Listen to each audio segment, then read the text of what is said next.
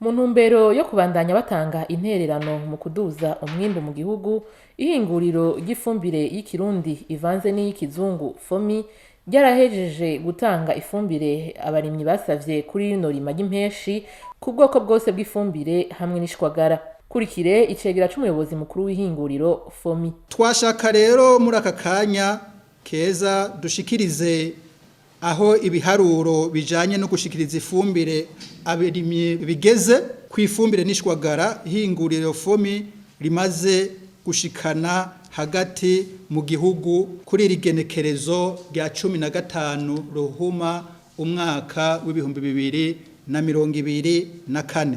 Ibiharuro aho bigeze ni kuri uru rugero rukurikira. Ubwa mbere, ubwoko bw'ifumbire bwitwa FOMI imbura twahawe ibiharuro twohingura amatoni ibihumbi 33,032. Tukaba tumaze gushikana hagati mu gihugu hafi y'abarimyi amatoni ibihumbi 35,041.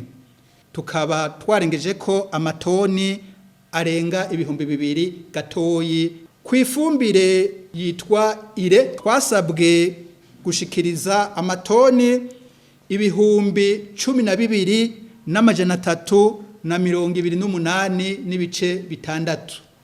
Tukaba twegereje abarimyi amatoni ibihumbi 12,978 n'uduce indwi. Nukuvuga yuko harenga ko amatoni arenga 650 gatoyi.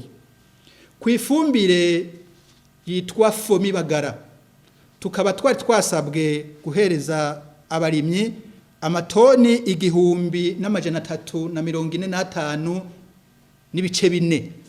Tukaba twegereje abarimyi amatoni 1,626 n'ibice 2.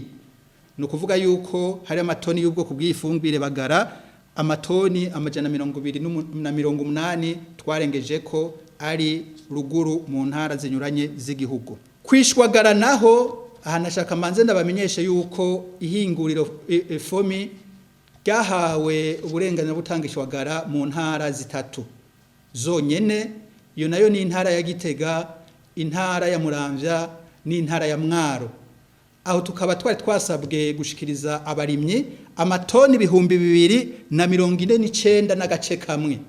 Tukaba twabegereje amatoni ibihumbi 2,370 n'ibice 8. Nukuvuga yuko twarengeje ko amatoni 321 y'ishwagara.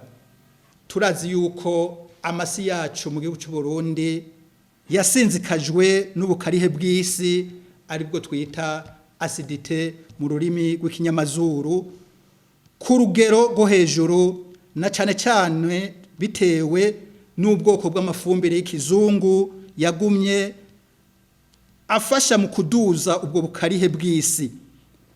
Ariko uyu munsi tukaba dushima kwihinguriro FOMI ryaje nk'inyishu mu kugenda rikosora buke buke ubwo bukarihe bw'isi, mu kuzana ivyunyunyu isi ndimwa ikenye kandi ikeneye ku buryo budahungabanya ibidukikije.